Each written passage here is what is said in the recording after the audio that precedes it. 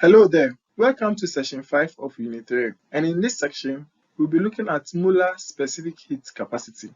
Let's take a look at the objectives of this session. At the end of this session, you should be able to differentiate between specific heat capacity and molar specific heat capacity of gases.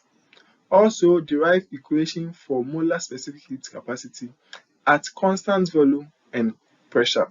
Lastly, show the relationship between molar specific capacity at constant volume and constant pressure. Let's look at molar specific heat capacity. From our previous studies, we know that specific heat capacity is defined as the energy or the amount of energy that is required to raise a temperature of a unit mass of a substance at 1 K, which is 1 Kelvin.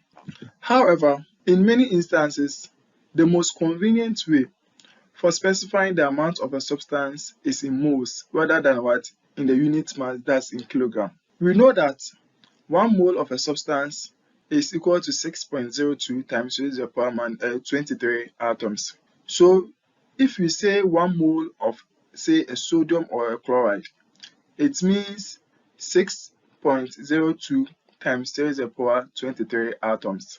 We can replace the specific heat capacity of having a kilogram to molar specific heat capacity, which we define here as the energy required to raise a temperature of 1 mole of a substance from an initial temperature to a final temperature. Mathematically, we can express it as Q equals, that is the amount of energy, equals N, which is the molar specific heat, times the change in T, that is Tf minus Ti.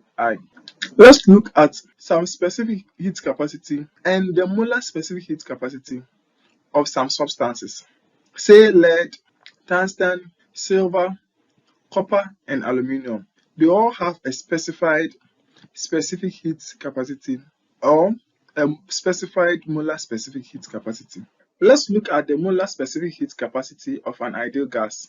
Should in case we have a molar specific heat at a constant temperature, so that our formula right now becomes Q equals NCV change in T.